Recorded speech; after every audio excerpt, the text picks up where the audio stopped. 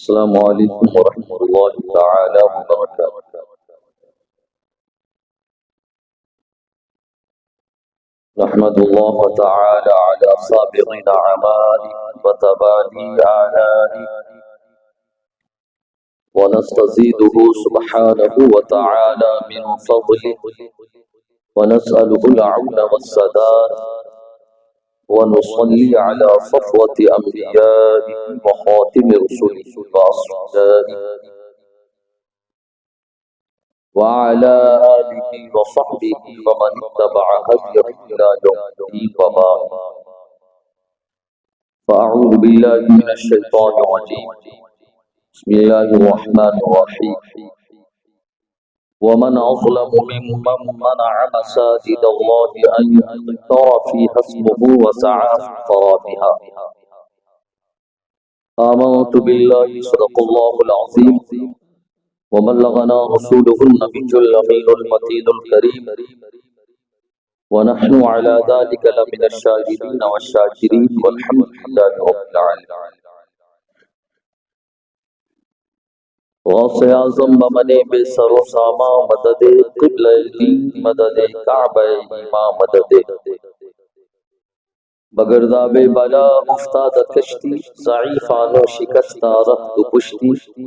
بحق خواجہ عثمان ہارونی مدد کنیا معینت چشتی. آئیے عقیدت و احترام کے ساتھ درود پاک کا ہدیہ پیش کرے اور پڑھے اللہم صلی علی سیدنا و شفیعنا و نبینا و مولانا محمد وبارک وسلم صلاة و سلام علیک یا رسول اللہ صلی اللہ تعالی علیہ وسلم. خطبہ مسنہ کے بعد جس آیت شریفہ کی تلاوت کا میں نے شرف حاصل کیا، اس کا مفہوم یہ ہے کہ جو مساجد کے اندر اللہ کے ذکر سے کسی کو روکے یا مسجد کو ویران اور برباد کرنے کی کوشش کرے، وہ سب سے بڑا ظالم ہے. آیت شریفہ کا مفہوم آپ کے سامنے. آج کی تاریخ عیسوی تاریخ 6 دسمبر، یہ تاریخ اور ہمارے ملک میں اس تاریخ کا جو خاص ایک پس منظر ہے کہ جس پس منظر اور جس حادثے کی بنیاد پر یہ تاریخ ہر ایک مسلمان کے ذہن و دماغ کے اندر بالکل گھر کر گئی ہے،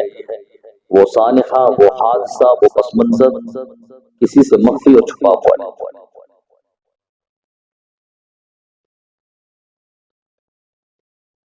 آج مسجد کے حوالے سے مسجد کے اوپر تھوڑی دیر گفتگو کرنے کی سعادت حاصل ہوگا، اور ہونا بھی یہی چاہیے کہ زندہ قوم کی علامت ہے وہ نہ صرف اپنی خوشی کے ایام اور خوشی کے دن کو ہر سال یاد کرتے ہیں، بلکہ وہ دن جس دن ان کے ساتھ کوئی بڑا دردناک حادثہ پیش آیا ہو اسے بھی وہ ہر سال دہراتے ہیں، یاد کے طور پر مناتے ہیں، تاکہ آنے والی نسلوں کے ذہن و فکر کے اندر ماضی کا وہ ہولناک اور دردناک واقعہ محفوظ ہو جائے. اور ہمیں تو رب کی ذات سے امید ہے کہ انشاءاللہ وہ وقت آئے گا جب اللہ رب العزت دوبارہ اس سرزمین پر اس مسجد کی بازیابی کے اسباب کو پیدا فرمائے گا. ہاں، ہمیں اس امید پر رہنا ہے، اس امید پر زندہ رہنا ہے. رب کی بارگاہ سے ہمیں یہ امید ہے کہ اللہ رب العزت ایسے اسباب و ذرائع پیدا فرمائے گا. اللہ کی قدرت سے کچھ بھی بعید نہیں، اللہ کی قدرت سے کچھ بھی بعید نہیں. ایسی ایسی قومیں، ایسی ایسی جماعتیں جو زمین پر بالکل کمزور سمجھی جاتی تھی،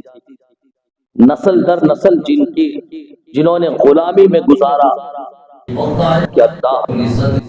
جس سرزمین غلامی کی زندگی بسر کی، ایک وقت آیا اللہ رب العزت نے اس سرزمین کا انہیں وارث اور مالک بنا دیا۔ وَأَوْرَثْنَا الْقَوْمَ الَّذِينَ كَانُوا يُسْتَضْعَفُونَ، بنی اسرائیل جس پر فرعون اور فرعونیوں نے برسہا برس مظالم کے پہاڑ توڑے، ایک وقت آیا کہ سرزمین سے اللہ نے فرعون اور فرعونیوں کا خاتمہ فرما کر بنی اسرائیل جیسے کمزور ترین قوم کو اس سرزمین کا مالک اور وارث بنا۔ تو ان الارض للہ یورثها من یشاء من عبادہ، پوری روئے زمین حقیقتاً اللہ کی ملکیت ہے، جب جسے چاہتا ہے جس بندے کو اس کو وارث بنا دیتا ہے۔ تو اللہ کی ذات سے ہمیں امید ہے کہ وہ وقت آئے گا۔ اس کی مسجدیت تو باقی ہے نا، مسجد در و دیوار کا نام، مسجد یہ در و دیوار کا نام نہیں ہے، کسی نے زمین وقف کر دیا کہ مسجد کے لیے یہ زمین ہے، وہاں عمارت ہو یا نہ، میدان ہی ہو، کھلی زمین ہو، پھر بھی وہ مسجد، سمجھ رہے، پھر بھی وہ مسجد ہے۔ وہاں اگر نماز ادا کر لی گئی جماعت کثیرہ کی ضرورت نہیں ہے۔ واقف نے زمین وقف کر دیا کہ مسجد کے لیے ہے، دو لوگوں نے بھی نماز وہاں پہ ادا کر لیا، وہ مسجد ہو گئی۔ بات سمجھ رہے؟ تو عمارت کا نام مسجد نہیں ہے، اس کی مسجدیت باقی ہے، اس کی مسجدیت ابھی بھی ثابت ہے، اب وہ ہمیشہ مسجد ہی رہے، اس کی زمین کی حیثیت مسجد ہی رہے۔ اللہ رب العزت سے ہم دعا کرتے ہیں مولا عز و جل اسباب پیدا فرمائے، مولا عز و جل ذرائع پیدا فرمائے۔ ہمیں اور آپ کو اس مسجد کی اہمیت اور اس کی حیثیت کو سمجھنے کی ضرورت ہے۔ پورا معاشرہ، اسلامی معاشرہ اور مسجد مل کر ایک جسم کے مانند، آپ غور کرتے ہیں، ایک جسم کے مانند، اور اس میں مسجد کی حیثیت ایک دل کی حیثیت ہوا کہ جس طرح ہمارے جسم کے اندر جو دل ہے رئیس الاعضاء ہے، سید الاعضاء ہے، یہیں سے جسم کے تمام رگوں کو خون مہیا ہوتا ہے، اسی طرح مسجد کی حیثیت اسلامی معاشرے میں دل کی حیثیت ہوا کرتی ہے، اور یہیں سے پورے اسلامی معاشرے کے اندر ہدایت اور علم کا خون میسر ہوتا ہے۔ تو مسجد کی حیثیت ہمارے اسلامی معاشرے میں ایک دل کی حیثیت ہوا کرتی ہے، رئیس الاعضاء کی حیثیت ہوا کرتی ہے، اور یہ ہمارے ایمان کی پہچان ہے، مسلمان ہونے کی پہچان ہے۔ مسجد جتنی خوبصورت ہو، مسجد جتنی بارونق ہو، مسجد میں جتنی بھیڑ ہو، نمازیوں کی جتنی زیادہ تعداد ہو، اسی قدر ہمارے ایمان کی یہ پہچان ہے۔ ہاں، جس محلے کی مسجد بہت زیادہ آباد رہتی ہے، 5 وقتہ وہاں لوگ حاضر ہوتے ہیں، مسجد ایک دم کھچا کھچ بھری رہتی ہے، تو کوئی باہر سے آنے والا اجنبی جب اس منظر کو دیکھتا ہے وہ اس نتیجے پر پہنچتا ہے کہ یہاں کے لوگوں کا ایمان بڑا پختہ ہے، یہاں کے لوگوں کا ایمان بڑا پختہ ہے۔ کسی علاقے کی مسجد خوبصورت ہو، مزین ہو، آراستہ ہو، مسجد کو پروقار بنایا گیا ہو، تو لوگ اس نتیجے پر پہنچتے کہ ہاں یہاں کے لوگوں کے دلوں میں ایمان کی بڑی اہمیت ہے، وہ ایمان کی حلاوت کو محسوس کر۔ اور آج ضرورت بھی اس بات کی،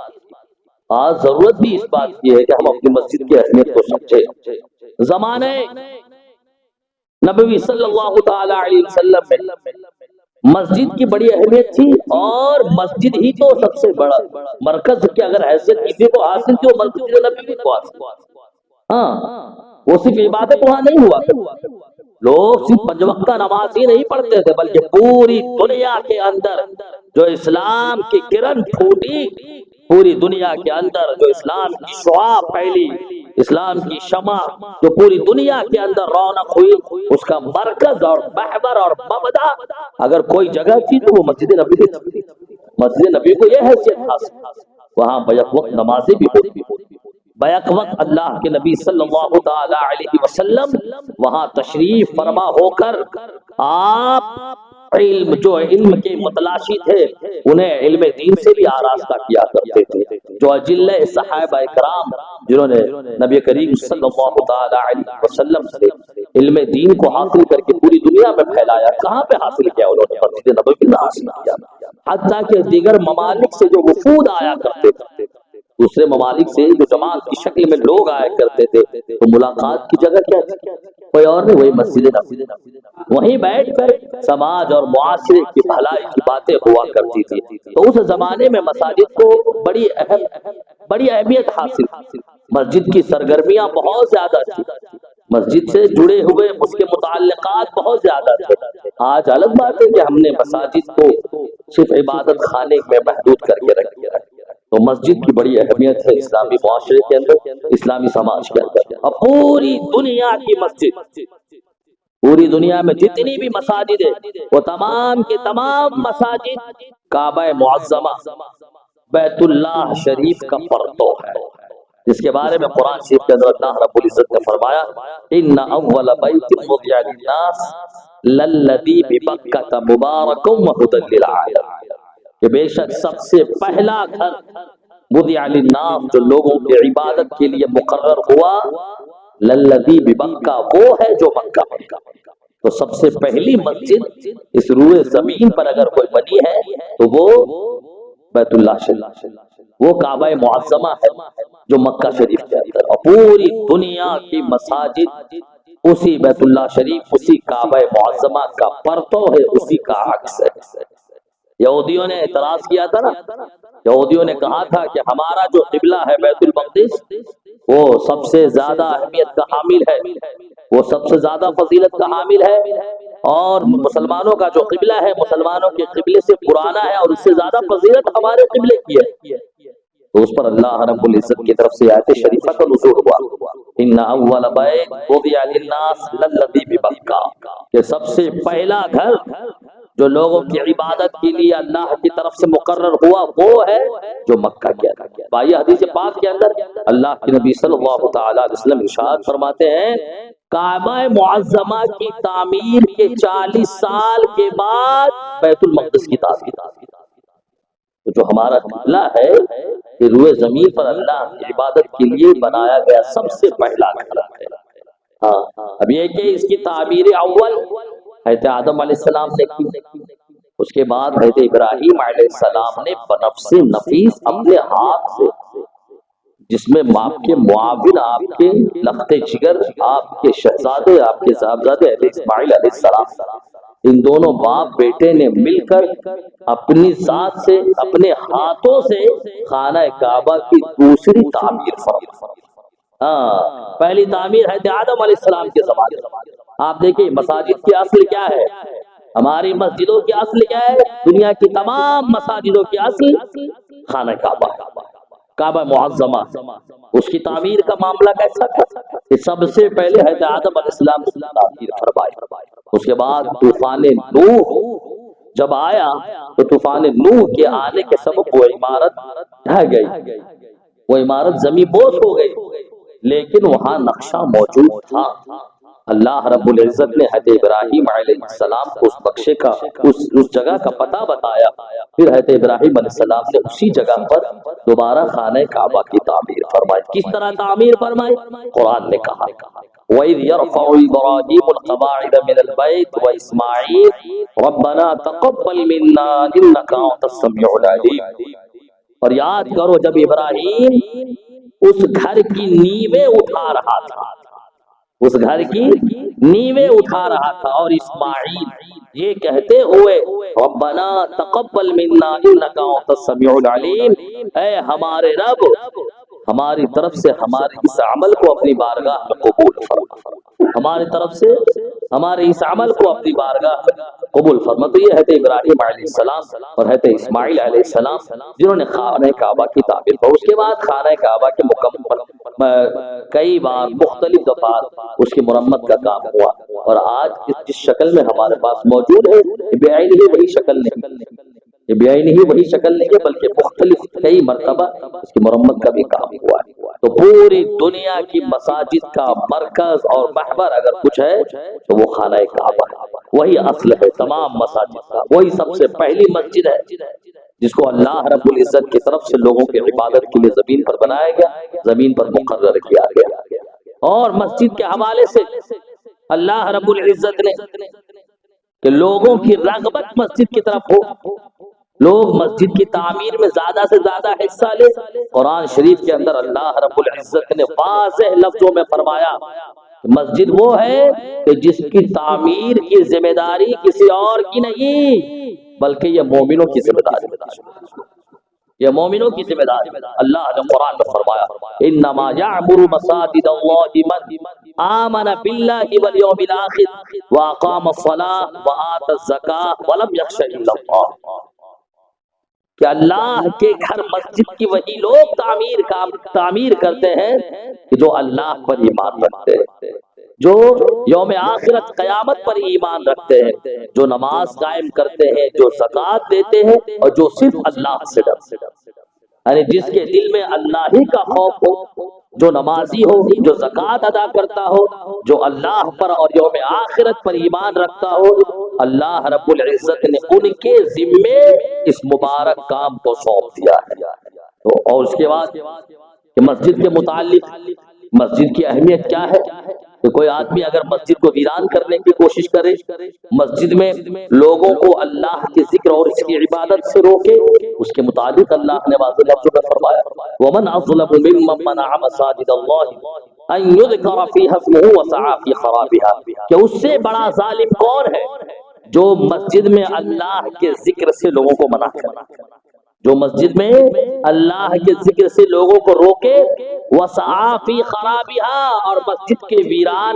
کو ویران کرنے کی کوشش کرے۔ یعنی جو شخص مسجد کے اندر ذکر الہی سے خلق خدا کو روکے، اب کسی بھی طرح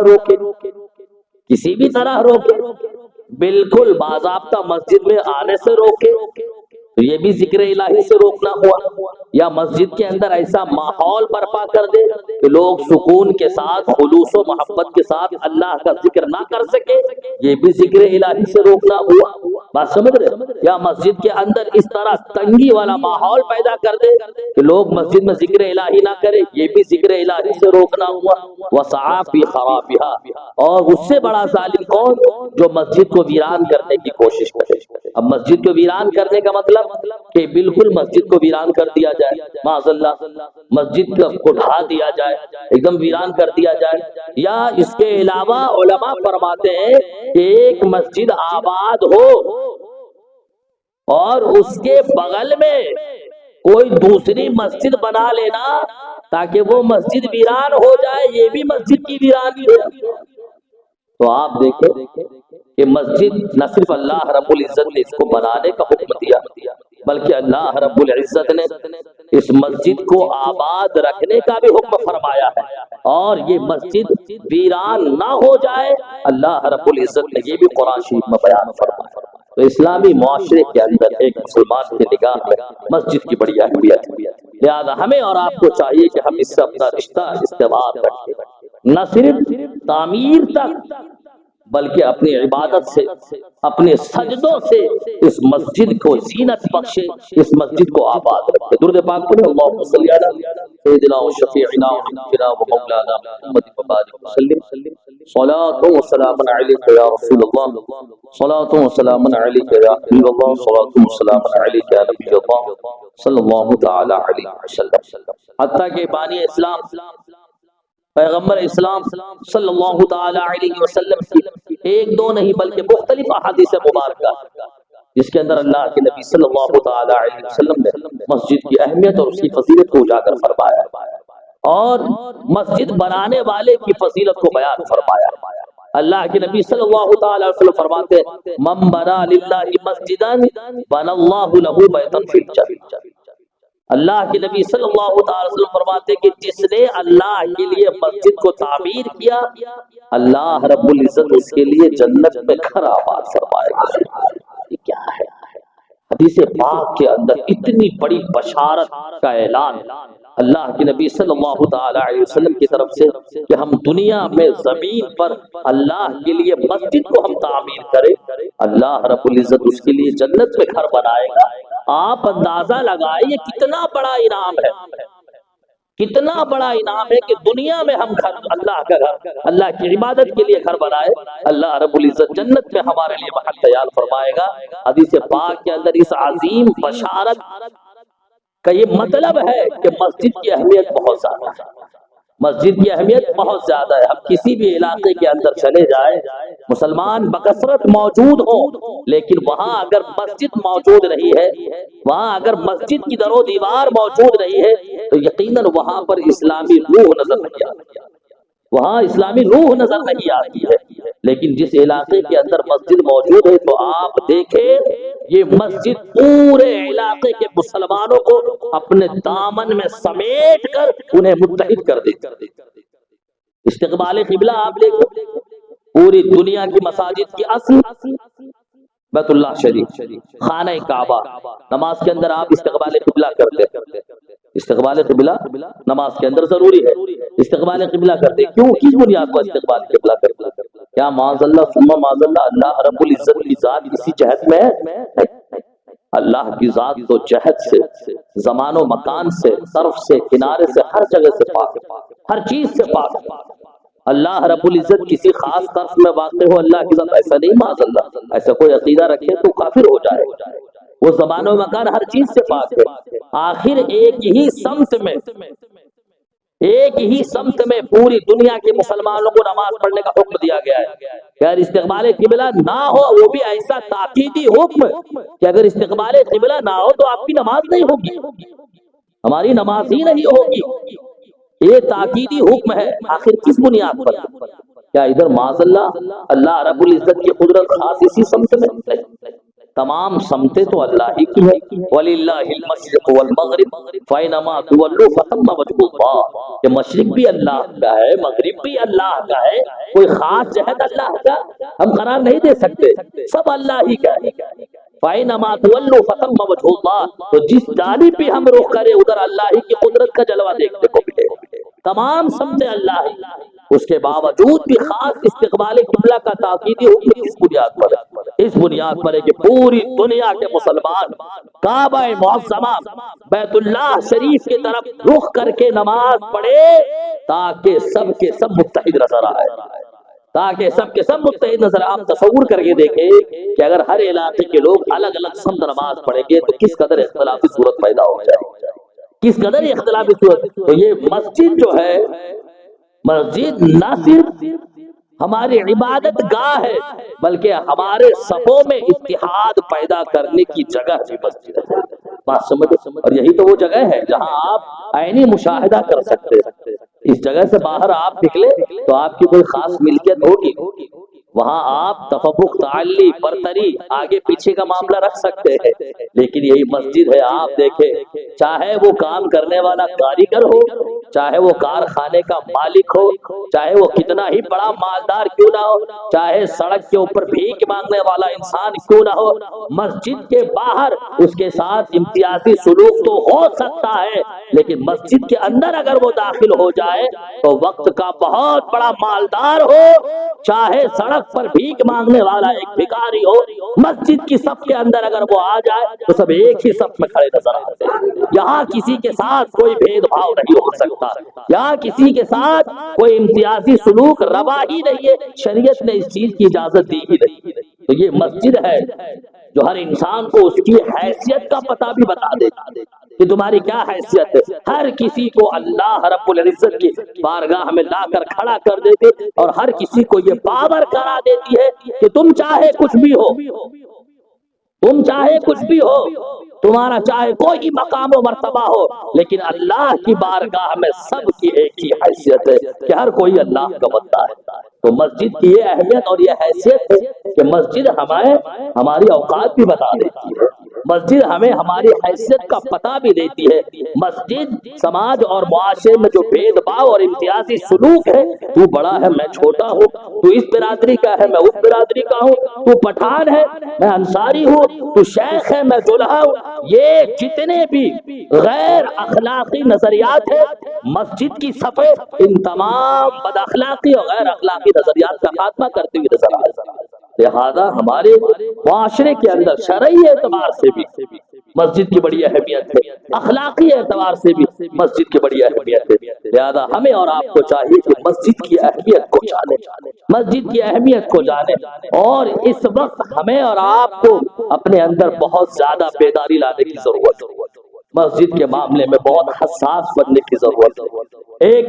فعال انسان بننے کی ضرورت ہے مسجد کے معاملے میں، کہ ہم مسجد کی اہمیت کو اس معنی کے اعتبار سے بھی پہچاننے کی کوشش کریں کہ جہاں جہاں مسجد کے اندر ہمارے طرف سے غیر ذمہ داری کا مظاہرہ ہوتا ہے، ہماری وہ مسجد ٹھیک ہے کہ بابی ہی مسجد کیا ہے، آج دیکھو اس طرح ہزاروں مساجد ہندوستان کے اندر ہے، ہاں جو شرپسندوں کے نشانے کے اوپر آئے دن کسی نہ کسی مسجد کو نشانہ بنایا جاتا ہے۔ تو کئی اعتبار سے، کئی جہت سے ہمیں مسجد کے متعلق سوچنے کی ضرورت ہے۔ اس میں سب سے پہلی جہت یہ ہے کہ ہم مسجد کو آباد رکھیں، مسجد کو آباد رکھیں، مسجد کو ویران ہونے سے ہم بچائیں، ورنہ کہیں نہ کہیں اگر ہم مسجد کو ویران کر رہے ہیں تو اللہ رب العزت کے قول کے مطابق، رب کے فرمان کے مطابق ہم بھی تو ظالم ہیں، ہم بھی تو ظالم ہیں کہ کہیں نہ کہیں مسجد کو ہم بھی ویران کر رہے ہیں، تو ہم بھی ظالم ہوئے۔ اور اسی طرح آپ دیکھیں قرآن نے کہا ممن اظلم ممن منع مساجد اللہ ان یذکر فیہا اسمہ، کہ مسجد کے اندر جو ذکر الہی سے روکے وہ سب سے بڑا ظالم، قرآن کہہ رہا اس سے بڑا ظالم کون ہے؟ اب یہیں سے پھر میں اسی کی طرف اشارہ کروں گا کہ اللہ کی عبادتیں مسجد میں ہو رہی ہے، نماز کا وقت ہے، لیکن اس کے باوجود ہم سڑکوں پر اس طرح تماشا کرتے ہیں کہ مسجد کے اندر ذکر الہی میں ہم خلل ڈالتے ہیں، مسجد کے اندر ذکر الہی میں ہم خلل ڈالتے ہیں، جو اللہ کی عبادت اور ذکر میں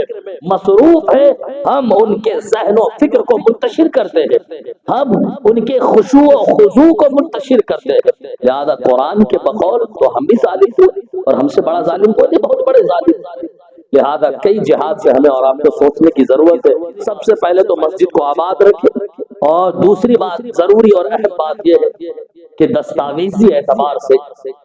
دستاویز کے اعتبار سے، کاغذی اعتبار سے ہم اپنے مسجد کو بالکل مستحکم اور مضبوط رکھیں۔ آج بھی ایک دو نہیں، لاکھوں مساجد ایسی ہے ہمارے علاقے میں، خاص کر گاؤں دیہات کے اندر، خاص کر اس علاقے کے اندر جو مسجد لوگوں سے کہو، بار بار کہو، بار بار کہو، لیکن اس کے باوجود اس کی طرف کوئی توجہ نہیں، جبکہ حالات کو بدلتے ہوئے دیکھ رہے ہیں کہ آئے دن انہی چیزوں کو بنیاد بنا کر، انہی چیزوں کو بنیاد بنا کر یہ فلاں کی زمین، فلاں کی زمین، فلاں کی زمین، انہی چیزوں کب کون کس کی زمین ہو جائے، ہم اوپر کے حصے کے دعوے دار کی یہ ہمارا، لیکن اس کو ہٹا کر کھود کے دعوے دار۔ لہٰذا ہمیں اور آپ کو چاہیے کاغذی اعتبار سے، دستاویز کے اعتبار سے، شہروں کی مساجد، شہروں کی مساجد، خاص کر گاؤں کی مساجد، جہاں ان چیزوں کو لوگ اہمیت نہیں دیتے، ان چیزوں کا شعور نہیں ہے، اپنے اپنے علاقے کی مساجد سے کاغذی جو کاغذی حیثیت ہے اس کو مضبوط اور مستحکم بنائے۔ اللہ رب العزت کی بارگاہ میں ہم اور آپ مل کر دعا فرمائے کہ اللہ رب العزت ہماری مساجد کی حفاظت فرمائے، ہماری خانقاہ کی حفاظت فرمائے، اور ہماری وہ عمارتیں جو ہمارے دین کی پہچان ہے، جو مسلمانوں کے اسلامی شناخت ہے، اللہ رب العزت ان سب کی حفاظت فرمائے۔ وطن عزیز ہندوستان کے اندر مولا عز و جل یہاں کے بسنے والے لوگوں کو آپس میں شیر و شکر ہو کر رہنے کی توفیق مرحمت فرمائے، بالخصوص ہمارے برادر مسلمان برادران کو اللہ رب العزت ان کی جان مال عزت و آبرو کی حفاظت فرمائے۔ السلام علیکم ورحمۃ اللہ تعالی وبرکاتہ۔